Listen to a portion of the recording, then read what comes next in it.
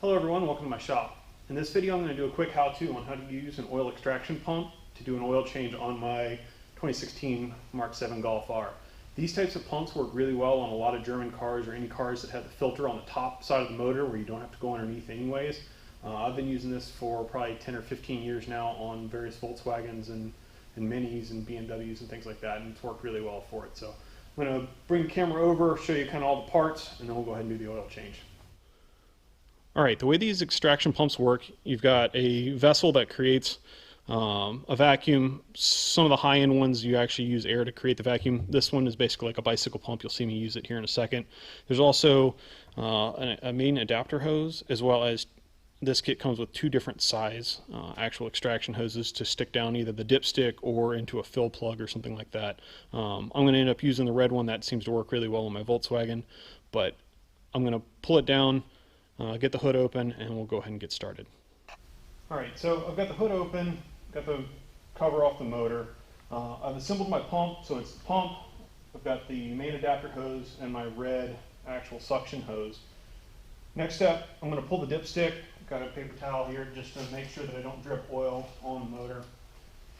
You do want to make sure that the motor is warmed up. I've got, according to my gauge, it was about 150 degrees. You probably don't want to be all the way up at 200 or so. Does two things. One, after having driven it, it will mix the oil up, so that will work better for sucking the oil out, and it'll also make it flow a little bit better. I do also recommend go ahead and removing your oil cap at this time. That way you don't create suction anywhere in the motor. So what I'm going to do is I'm actually going to take the hose and actually just feed it straight down into the dipstick, basically until it hits something and stops. And at this point, you just have to pump up your extractor. I recommend 8 to 15, and you'll actually see, I don't know if the camera's picking it up, but you can actually see the oil is actually already sucking up the hose here. So I'm going to go ahead, pump this up and let it suck for a little bit. If you notice that doesn't seem to be sucking anymore, you can add a few more pumps to it.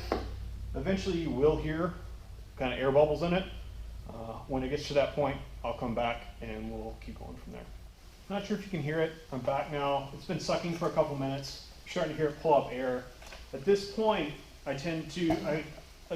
put a couple more pumps in, and I move the hose up and down and move it around a little bit. You'll kind of hear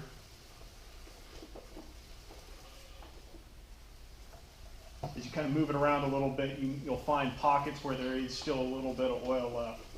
So at this point, most of the oil is out of the motor. I'm going to go ahead and remove my filter. 32 millimeter socket, if you've got one, you could probably use an open-ended wrench here. In just a second, I'm going to go ahead and bring the camera over and show you one of the other big benefits of using one of these extraction systems. So I'm going to go ahead and remove the filter, move the camera, and we'll be right back.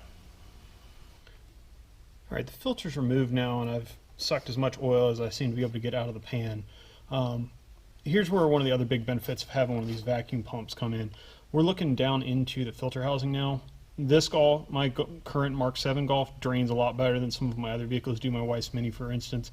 There will be a lot of oil left down in this cavity after you remove the filter. With this, a couple extra pumps with the hose down in there, and I can suck up any remaining oil, any remaining old oil that's down in the cavity. You can kind of see, there we go.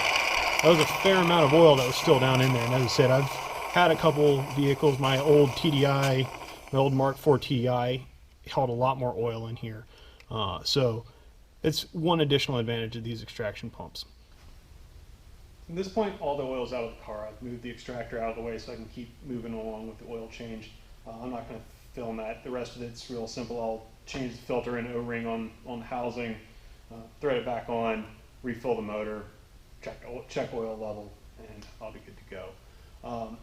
As I said, these extractors, they're super helpful, very, very useful, especially on vehicles that have these top-mounted filters. My two Nissans that have bottom-mounted filters where I have to be underneath the car anyways, I just do those the normal way. But German cars and things like that, as I said, super, super helpful. I mean, you can't see it right now, but I have a lift in my shop, but it's still easier for me to use the Extractor on this car, my wife's Mini. If you lived in some place that you didn't, either you don't have a lot of room to work, or you don't have a floor jack or ramps or something like that where you can get underneath the car, or in my case I've got a skid plate where I'd have to remove a lot of parts to get to the actual drain pan, so they're super helpful. Mine's more than paid for itself. I've had it for at least 10 or 15 years. I've done dozens of oil changes. As I said, mine is a Pella. Schweben makes them, Mighty Vac makes them, probably a couple others. You probably do want to get one at least the size of mine. Mine's like a 7-quart, 7-liter size. Super helpful, great tool. Thanks for tuning in, thanks for watching. Check back in, subscribe to my channel. I've got a lot of work coming on this car. I'm going to be doing a big suspension upgrade to it. I've got some Bilstein shocks, I've got some bushings and a bunch of other stuff that I'm going to be doing here in the future, as well as hopefully getting some new summer wheels and stuff after this winter. So thanks again for tuning in. Please like and subscribe, and we'll see you again in the future.